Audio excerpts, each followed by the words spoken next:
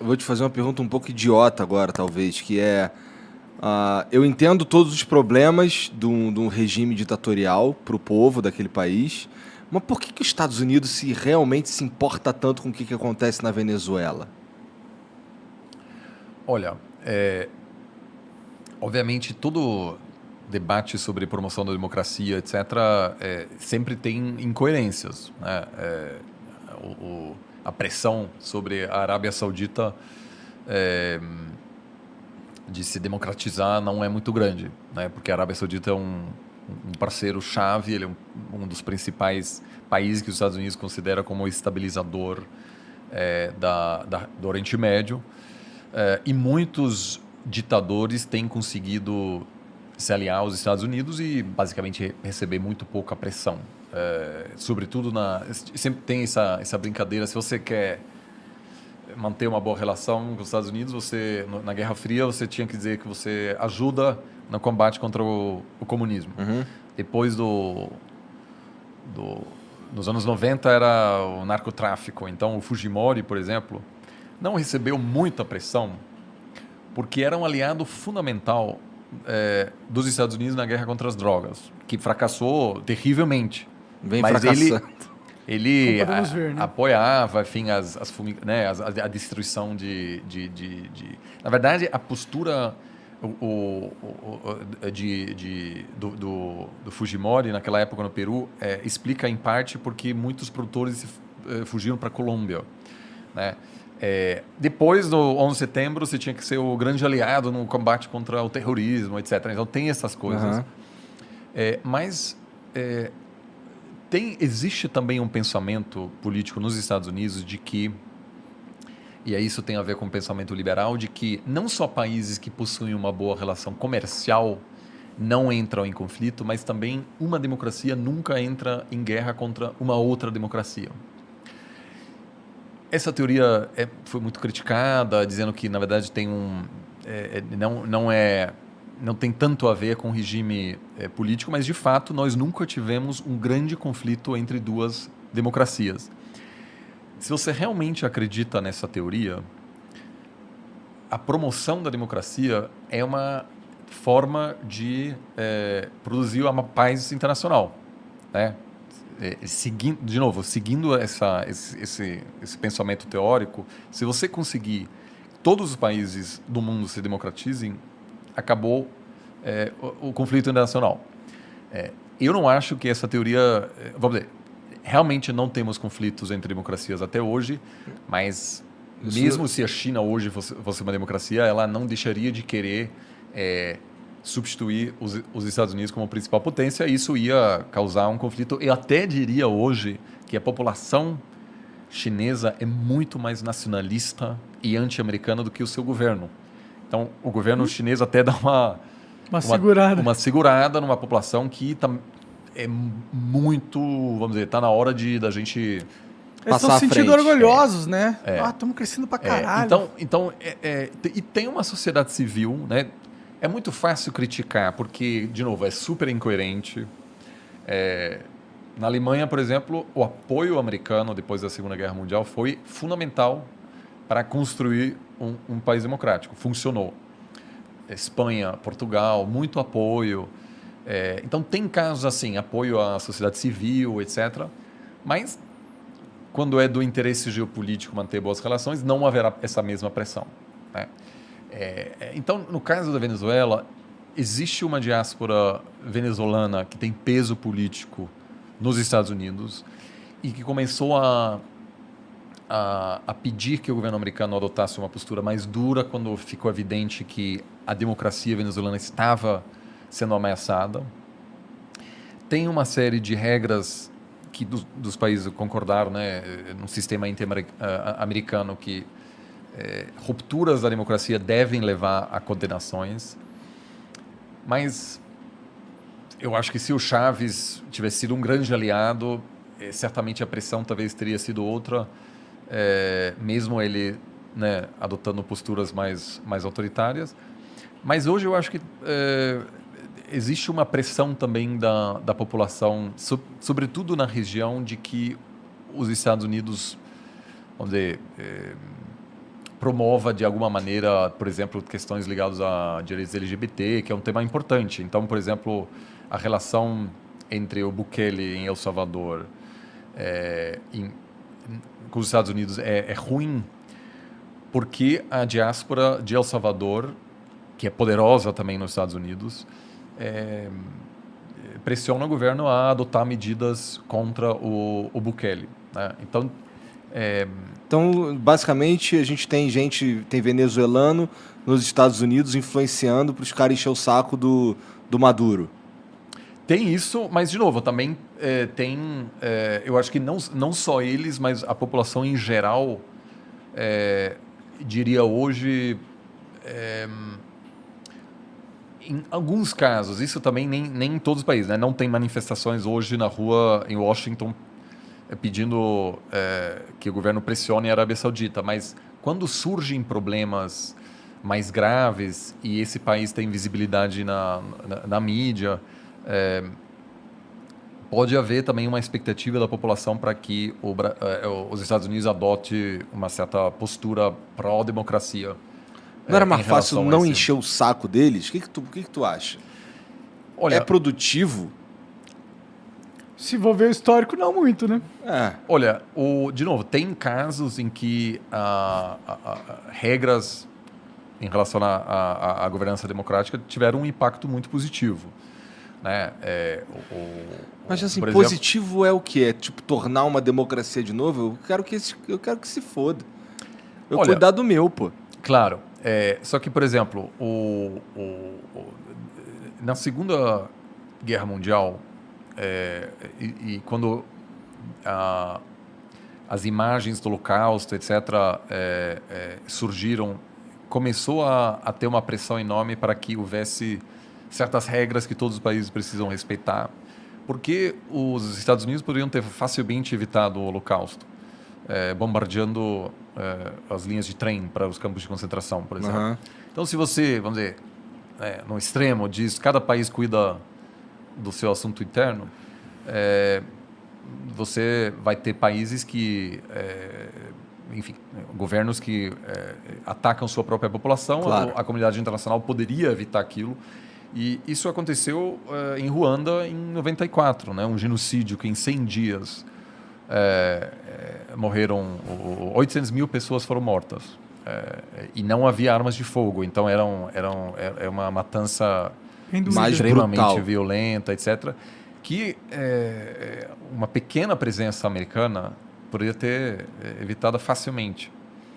O Bill Clinton, naquela época, ele não quis, porque um ano antes ele tentou evitar ou interferir nos assuntos internos da Somália. E tem até um filme famoso que eu chamo Grande Falcão em Perigo.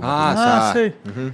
Que uma série de soldados americanos morre lá numa intervenção e os americanos dizem: a gente não quer mais intervenção, então ele não quer mandar tropas um ano depois para Ruanda, porque não quer arcar com o risco de... né? Então, assim, eu acho que alguma preocupação internacional no que acontece nos países pode ser benéfico. Tá. Eu digo isso... os nesse ponto eu antepassados concordo. alemães, eu acho que muitas pessoas hoje na Alemanha queriam ter tido uma intervenção mais cedo antes, e mesmo se fosse apenas para destruir as linhas de trem. Nem estamos falando aqui de derrubar Hitler, que teria sido até melhor. No momento em que era evidente que aquilo não ia acabar bem. Uhum. Então, eu acho que eu diria que pressão internacional, às vezes, pode ser um desincentivo para um golpista em algum lugar. Tivemos vários casos na história em que pressão internacional levou a um golpista a desistir. Paraguai 96, grande exemplo, que o Brasil fez essa pressão. Avisou o cara que ia dar o golpe, falou: se você der golpe, a gente vai te isolar diplomaticamente e economicamente. E o cara desistiu. Então, alguma pressão nesse sentido pode funcionar, mas eu concordo contigo, se há uma crise da democracia e a própria população elege uma pessoa com uma retórica autoritária e essa pessoa dar passos para destruir a democracia, nenhuma pressão do mundo pode fazer com que essa pessoa... E também não é um cenário de genocídio na Venezuela, né? Não, Assim, o problema é que a Venezuela começou a... além de passar por um processo de implosão econômica que era inevitável, e isso até é impressionante que a partir de 2005, 6, 7, a elite começou a sair, porque muita gente viu, olha, isso aqui vai para o espaço. Vai para o espaço. E aos poucos, hoje saem pessoas muito pobres, porque muitos da elite já foram embora. Mas a Venezuela é um caso interessante como a erosão da democracia desestabilizou toda a região.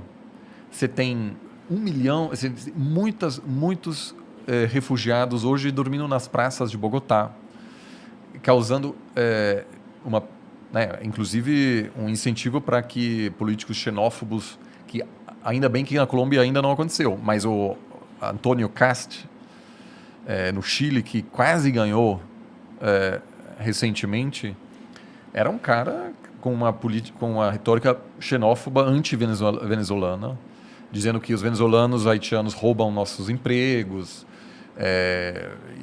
Era bastante assustador, né? Porque ele também, enfim... E burro, assustador e burro. Filho de uma família nazista, isso revelou-se durante a campanha, etc. Que viagem. Então, assim, você teve um impacto muito negativo do colapso venezuelano no continente inteiro, né? Você tem a reconstrução desse país vai demorar décadas. Um país muito rico, tem uma destruição ambiental gigante. Hoje é um país bastante anárquico, então o governo não controla todas as suas regiões. Quem controla? São fações, na verdade, são milícias regionais. Milícias regionais, caralho. Diferentes realmente. unidades. Ele deu muito poder às polícias.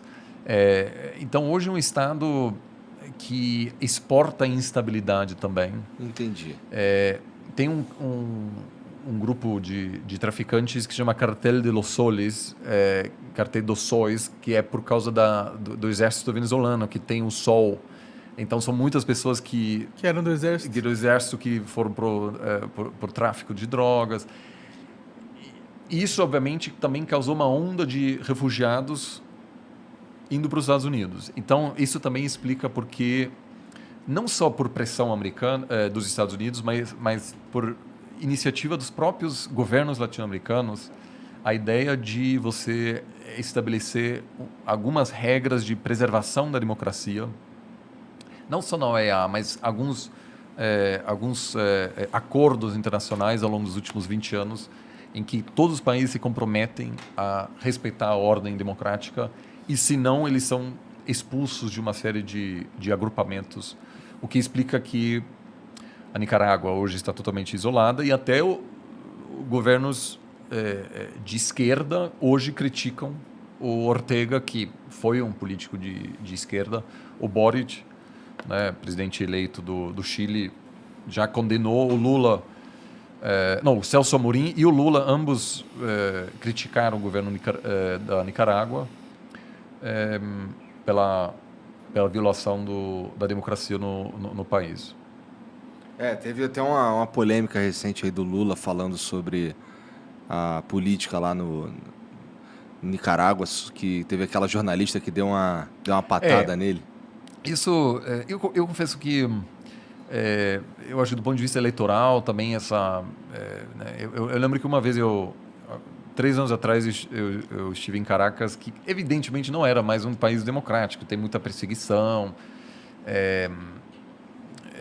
e a Gleisi Hoffmann esteve naquele momento também em Caracas para um encontro, etc. E eu acho que a presidente de um partido se recusar a dizer aquilo é uma ditadura, eu vou condenar o fato disso ser uma ditadura, e também ajuda, eu acho que a demonstrar que o PT é uma coisa, a Venezuela é outra, porque justamente essa proximidade eu acho que atrapalha o partido na sua tentativa agora de dizer se a gente voltar ao governo, nós seremos um governo mais moderado, muito, e nada como a gente está vendo na Venezuela hoje. Sim. Mas ele defendeu o cara, não, da Nicarágua nesse momento? O Lula Enfim, defendeu. Em alguns momentos defendeu, em outros momentos disse que não é isso que queremos. O Celso Amorim, que é o principal porta-voz, vamos dizer, de qual seria a política externa do Lula, disse numa entrevista na Folha agora recentemente que a Nicarágua é uma ditadura e é inaceitável a perseguição que acontece lá. Então, acho que também isso tem a ver com o incentivo eleitoral. Eu acho que tem um ganho aí de você Ele falou isso para ganho político. Pode ser. Isso é bizarro, né? Quando os políticos, eles rotineiramente abandonam o que eles pensam de verdade para dizer o que a gente quer ouvir. Mas eu também não sei. Eu acho que também tem alas aí diferentes. Tem alguns, de fato, eu li alguns artigos agora de gente dizendo que o Boric está na mão dos americanos, porque ele elegeu como ministro de Finanças o presidente do Banco Central do governo anterior. Uma pessoa super moderada. Sempre vai ter... Então, tem uma esquerda tão radical que vai achar que o Boric é de direita, apesar dele ser bastante de esquerda. Ou seja, seria... ele é social-democrata, mas é um cara super progressista, enfim. Chamar ele de direita não faz muito sentido. Então, acho que tem alas também no partido que tem uma simpatia genuína com o governo venezuelano, mas também muita gente aí que acha que aquilo Entendi. é inaceitável, né?